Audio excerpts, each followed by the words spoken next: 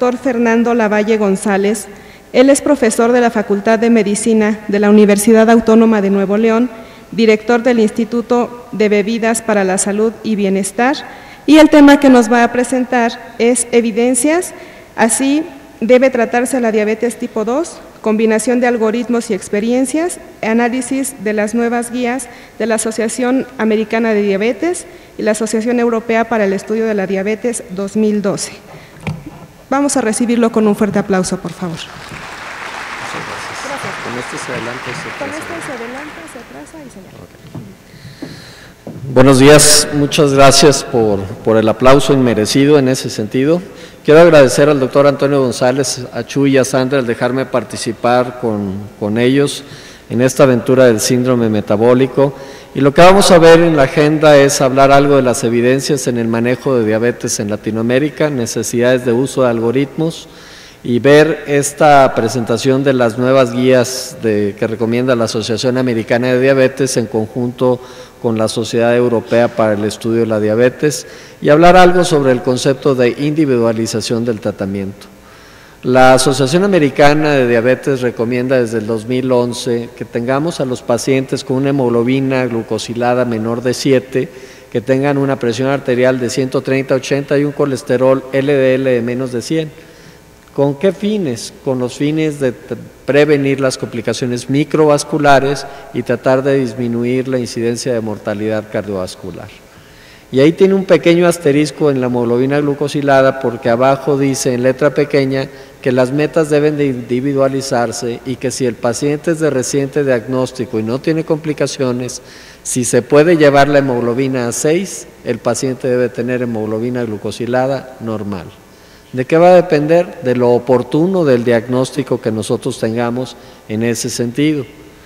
En base a las características del paciente también se va a pedir el manejo de la tensión arterial y a lo mejor los pacientes que tienen insuficiencia renal requieren traer 125/75 de presión arterial.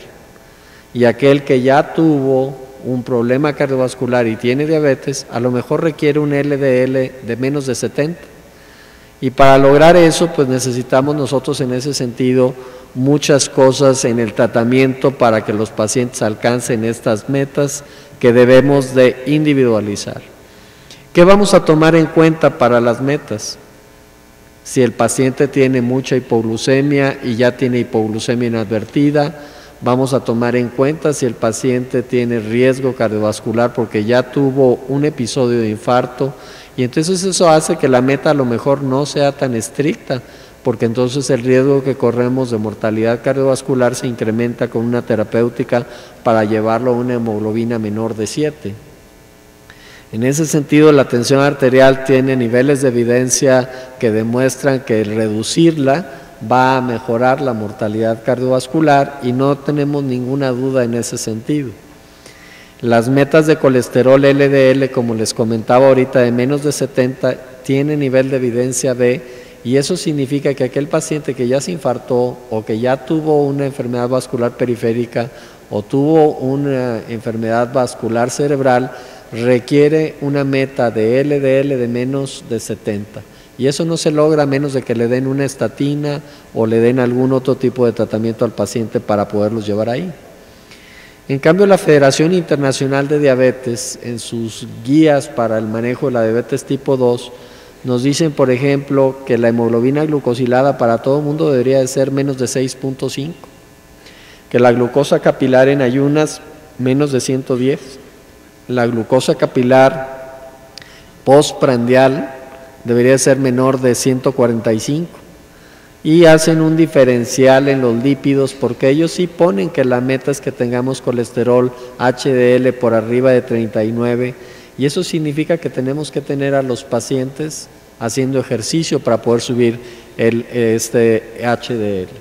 Y la meta de triglicéridos para la IDF es que sean menores de 200 y no 150 como es en la Asociación Americana de Diabetes.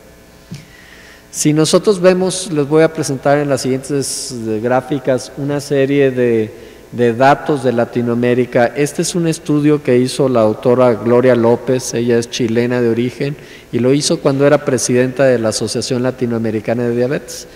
Entonces ellos tienen 9 países en Latinoamérica, es una cohorte de pacientes que se atienden con médicos en lo particular, el promedio de edad 60 años prácticamente, ustedes pueden ver el índice de masa corporal en alrededor de 29, pueden ver el sedentarismo en el 71% y 60 tienen una historia de tener un familiar con diabetes. ¿Cuáles son las comorbilidades que se presentan por tiempo de evolución? Y ustedes pueden ver aquí que 3 condiciones de comorbilidades, pueden ver que entre más larga sea la evolución, prácticamente el 60% de los pacientes va a tener 3 comorbilidades. Y en ese sentido estamos viendo la presencia de complicaciones micro y macrovasculares prácticamente en la mitad de los pacientes que tienen 15 años de evolución. Imaginen que en el país, en el rango de edad entre los 30 y los 39 años de edad, el 8% de la población tiene diabetes. Y que para cuando tengan alrededor de 50 a 55 años de edad, vamos a ver que la mitad de ellos está complicado y que van a tener más de 3 comorbilidades estos pacientes si se aplica la regla de este estudio para toda Latinoamérica. Y se van a dar cuenta que estos pacientes con 15 años de evolución, pues casi el 40% ya tiene un problema cardiovascular. Entonces nosotros podemos ver el porcentaje que hay de hemoglobina glucosilada en menos de 7 en las barras de color gris, así medio verdosón en este sentido, y entre más tiempo de evolución tengan, menor es el porcentaje de pacientes que alcanza a tener la meta de hemoglobina de menos de 7. Si nosotros vemos en este sentido cómo lo hace cada país, vean dónde queda la gráfica de México y vean que menos de 7% es prácticamente un 30% de la población, y vean que más de un 30%, es un 40% de la población, tienen hemoglobina glucosilada por arriba de 8.5, lo cual significa que como población nosotros no llevamos el mejor grado de control. Ustedes pueden ver, por ejemplo, el ejemplo de Costa Rica, donde más de la mitad de los pacientes tienen una hemoglobina glucosilada de menos de 7 en ese sentido. Y esta es la justificación de por qué necesitamos nosotros tener guías y algoritmos de tratamiento, porque no estamos haciendo las cosas bien y no tenemos a los pacientes en el mejor grado de control. Y uno pudiera ver por tiempo de evolución cuál es el tipo de terapia, y van a ver que entre más años tenga, los pacientes van a tener más de 2 agentes orales combinados con insulina, y aún así esa terapia sigue siendo inefectiva para el control de la diabetes. Si vemos el contacto con especialistas, ustedes podrán ver que si han visitado alguna vez algún especialista, que un 30% de los pacientes no han visitado un especialista, lo cual significa que el médico que los atiende los sigue viendo por más de 15 años, y que cuando los pacientes están complicados y requieren un especialista, los pacientes no tienen acceso al mismo. Y eso es algo que tendríamos que poner nosotros cuidado en ese sentido, porque el manejo multidisciplinario de estos pacientes que tienen más de 10 años de evolución es una necesidad pertinente en nuestros pacientes. Dentro de la evaluación de la calidad de la asistencia en el paciente con diabetes en América Latina, esta es una publicación que aparece en la Revista Panamericana de Salud y es del doctor Juan José Gagliardino, un buen amigo de Argentina, y uno puede ver las características de la población que él estudia en un programa que se llama QualiDiab, que significa calidad en la atención para personas con diabetes. Ustedes pueden ver cuántos individuos hay en cada grupo de edad y la duración de la diabetes, y se darán cuenta que la mayor parte de los pacientes pues están de 5 años para arriba de tener diabetes. Nosotros podemos ver en ese sentido el grado de control metabólico que tienen los pacientes, y vean ustedes, ¿okay? De aquí para arriba van a ver el porcentaje de pacientes y vean en las glucemias de ayuno. El problema es que no todos los pacientes tienen hemoglobina glucosilada. 43% de los pacientes no tienen hemoglobina glucosilada.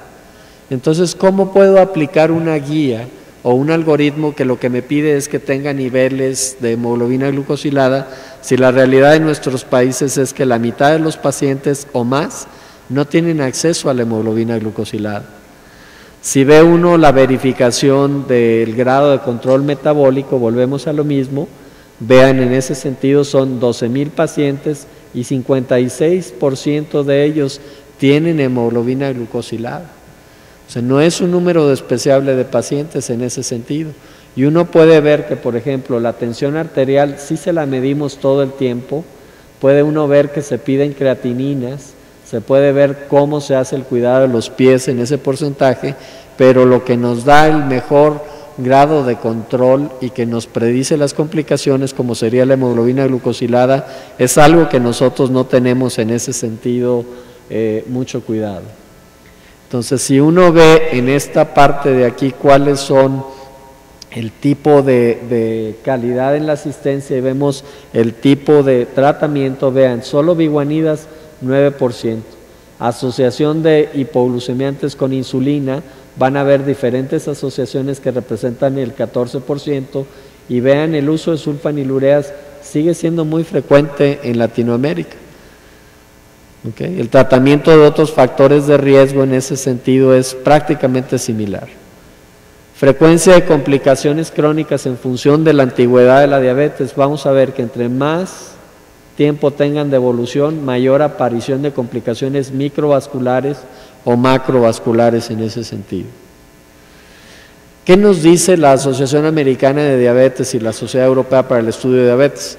Que el enfoque del tratamiento debe de estar centrado en el paciente, y en ese sentido lo que nosotros necesitamos tener es un enfoque en la individualización de nuestro paciente para poder tratar de darle la atención debida. Y aquí es muy importante que nosotros veamos cuál es el nivel que tiene el paciente de compromiso en el control de su enfermedad, y utilizar cualquier ayuda que haya para la toma de decisiones con el paciente. Y en ese sentido, estas son las primeras guías que hace la Asociación Americana de Diabetes, que están centradas en la atención del paciente y no en los recursos que hay para atender al paciente. Este algoritmo lo que hace es fomentar la flexibilidad y el juicio clínico en el tratamiento de los pacientes con diabetes tipo 2, y ellos hacen notar que faltan estudios que comparen a los medicamentos frente a frente y que nosotros podamos decir si es un tipo de medicamento mejor que el otro en ese sentido, cuando los evaluamos en conjunto, y ver la capacidad para controlar a los pacientes a largo plazo como una de las cosas que tendríamos que poner sobre la mesa cuando decidimos el tratamiento que vamos a dar a los pacientes. ¿Me pudieras dar la siguiente diapositiva? Ok. Si me das la siguiente, por favor. Okay. Es que creo que este sistema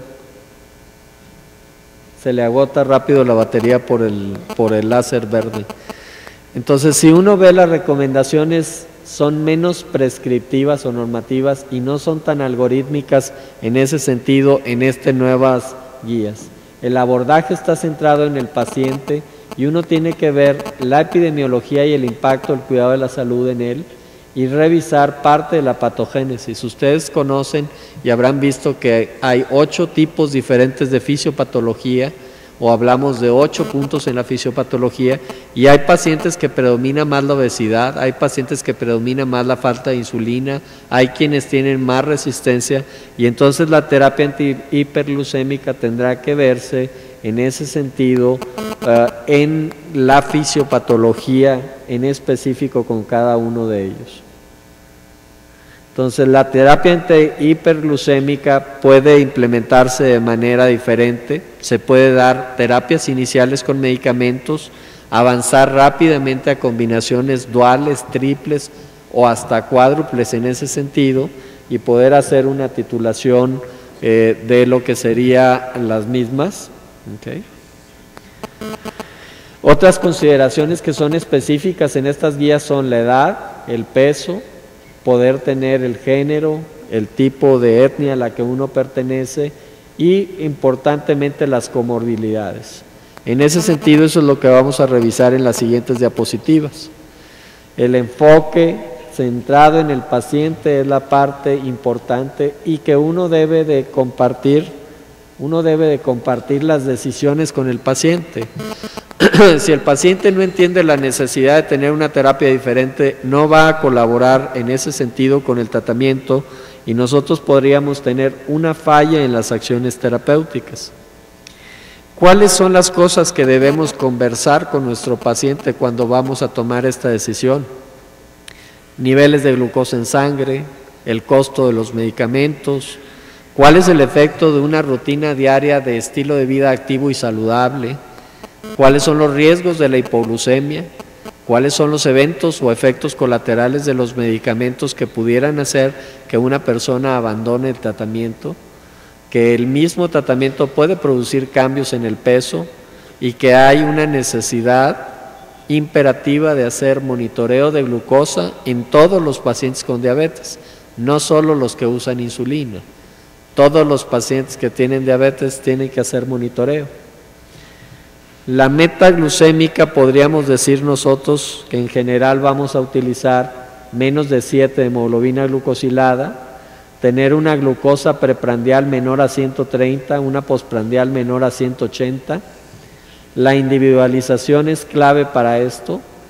Metas de hemoglobina entre más joven y más sano sea el paciente.